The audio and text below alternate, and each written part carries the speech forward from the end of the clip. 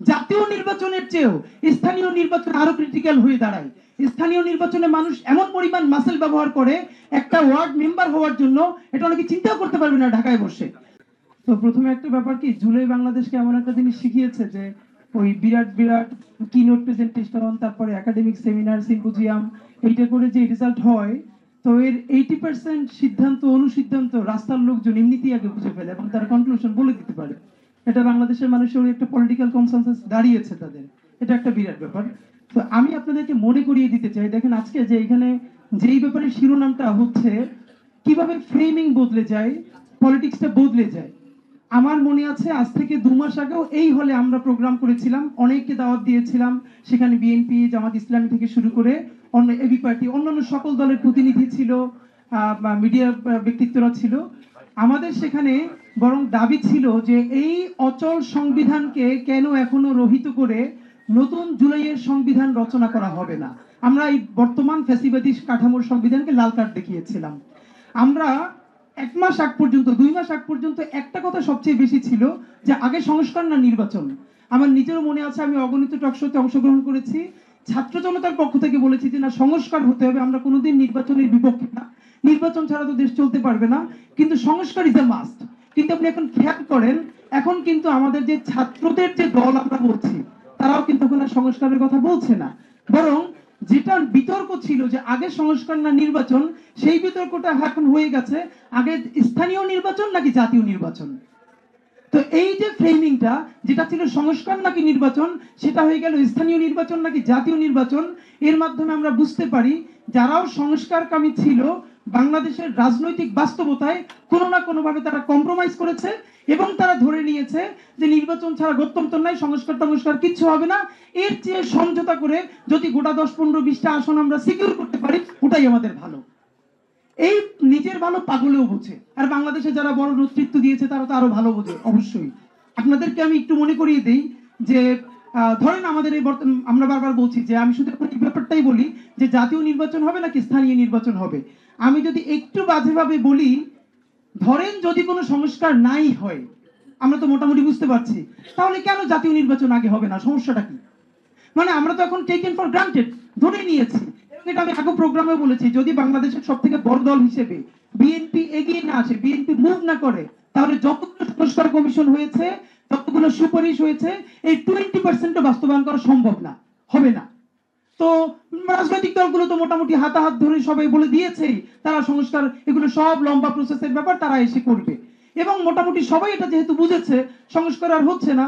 তাই আমার প্রশ্ন হলো, তাহলে আমরা স্থানীয় নির্বাচন আগে, জাতীয় নির্বাচন পরে, এইটা কি নতুন রাজনৈতিক দলকে কিছু বেশি সিট পাইয়ে দেওয়ার জন্য বলছি কিনা, যে আমাদের ভাইয়েরাও দল করেছে, সুতরাং ওরাও একটু প্রিপারেশন নিক, এলাকায় যাক, এর মধ্যে ওরাও একটু গুছাক, তারপরে আরেকটু এটার জন্য হলে তো আমি বলবো না। সংস্কার যদি না হয় তাহলে কাউকে তফসিল ঘোষণা করেন, পরের মাসে জাতীয় নির্বাচন দিয়ে দেন, বাইরে বাইরে যারা করবে তাদের নিজেদের গায়ে গিয়ে দায় পড়ুক। আর যদি হ্যাঁ, এবার আপনি বলবেন না, আমরা স্থানীয় নির্বাচনটা এই জন্য আগে চাই যে মানুষ ভোগান্তিতে আছে, এই নির্বাচন কমিশনের কোনো অভিজ্ঞতা নাই, একটা লিটমাস টেস্ট পেপার হিসেবে আগে একটা স্থানীয় নির্বাচন সে করে দেখাবে, তারপরে জাতীয় নির্বাচন। এখানে তো একটা সমস্যা আছে, যেমন স্থানীয় সরকার নির্বাচন কমিশন যে সুপারিশমালা দিয়েছে, সেখানে তারা বলেছে যে সারা দেশের স্থানীয় নির্বাচন একই দিনে হতে হবে। আমি খুবই বুঝে শুনে বলতেছি, এটা খুবই অবাস্তব। জাতীয় নির্বাচনের চেয়েও স্থানীয় নির্বাচন আরো ক্রিটিক্যাল হয়ে দাঁড়ায়। স্থানীয় নির্বাচনে মানুষ এমন পরিমাণ মাসেল ব্যবহার করে একটা ওয়ার্ড মেম্বার হওয়ার জন্য, এটা অনেকে চিন্তাও করতে পারবে না ঢাকায় বসে। তো আমার প্রশ্ন হলো, আপনি এই যে জাতীয় নির্বাচনের স্থানীয় নির্বাচন এই সক্ষমতার জন্য বলতেছেন, তাহলে প্রশ্ন করি, বর্তমান নির্বাচন কমিশনের রিটার্নিং অফিসার কারা? আপনি তো কাঠামোগত কোনো পরিবর্তন হয় নাই। 64 জেলায় রিটার্নিং অফিসার হবেন 64 জন ডিসি। কোন ডিসিরা?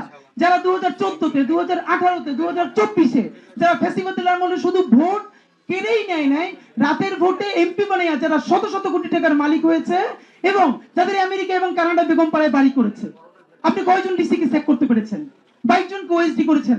যেই তাদেরকে ওএসডি করার কথা ছিল সরকার গঠনের 1 মাসের মধ্যে, আপনি তাদেরকে 6 মাস পরে এসে এখন ওএসডি করতেছেন, এখন তারা আপনার বিরুদ্ধে প্রতিদিন কু করে। তো আমার প্রশ্ন হলো, এর মানে আমি বলছি না প্রশ্ন, আমি এখন ধরেন একটা বড় যেটা মুশকিল, আপনি বলবেন স্থানীয় সরকার নির্বাচনটা আগে দেওয়া দরকার, এটা অবশ্যই। মানুষ প্রচন্ড, যেমন আপনি ভাবেন একটা চারিত্রিক সনদ বা একটা কোনো ওয়ারিশ সার্টিফিকেট নেওয়ার জন্য বিভাগীয় কমিশনার কাছে যেতে হচ্ছে। আপনারা নিশ্চয়ই জানেন, তবুও আমি বলছি, আমি যেটা নিশ্চিত জানি যে এই ভোগান্তি কমানোর জন্য স্থানীয় সরকার মন্ত্রণালয় একটা উদ্যোগ নিয়েছে।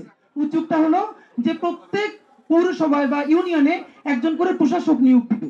ইতোমধ্যে অনেক আওয়ামী লীগের সাবেক চেয়ারম্যানরা এটার জন্য লবিং শুরু করেছে। আমি আপনাদেরকে বলে রাখি, নির্বাচন ছাড়া এই প্রশাসক যদি নিয়োগ দেওয়া হয় প্রত্যেকটা পৌরসভায়, এই পৌরসভায় কাদেরকে নিয়োগ দেওয়া হবে এইটা নিয়ে শত শত কোটি টাকার আবার বাণিজ্য হবে। আপনি যেই বাণিজ্য বন্ধ করার জন্য কথা বলছেন সেটা তো বন্ধ করতে পারবেনই না। ইতিমধ্যে আমি অনেককে চিনি যারা স্থানীয় সরকার মন্ত্রণালয় তদবির করতে শুরু করেছে যে তাদেরকে যদি ওখানে এই প্রশাসক বানানো হয় তাহলে এত বড় পরিমাণ অ্যামাউন্ট তারা সেখানে ব্যবস্থা করবে।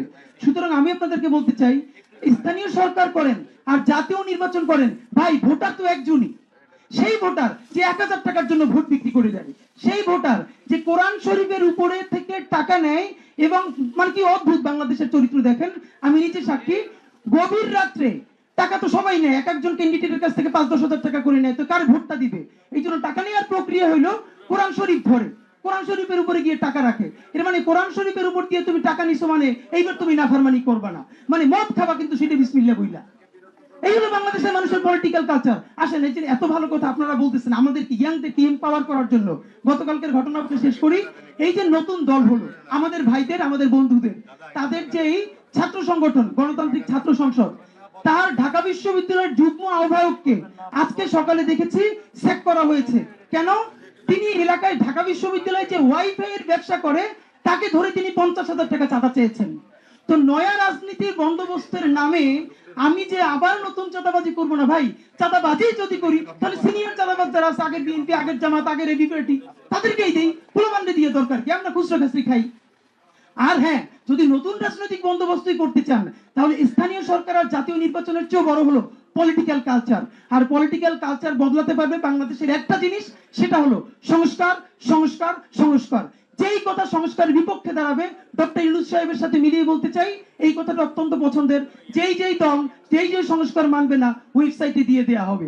আমরা যেন 100 বছর পরেও বাংলাদেশ যে ইতিহাস বিনির্মাণের সুযোগ পেয়েছিল তার সাথে কারা গাদ্দারি করে তারা বাংলাদেশকে আবার বিক্রি করে দিল, দাবিদার করলো, করদরাজ্য করলো, তাদেরকে যেন আমাদের বাচ্চারা, আমাদের পরবর্তী প্রজন্ম চিনতে পারে, সেই জিনিসটা অন্তত আমরা চাই।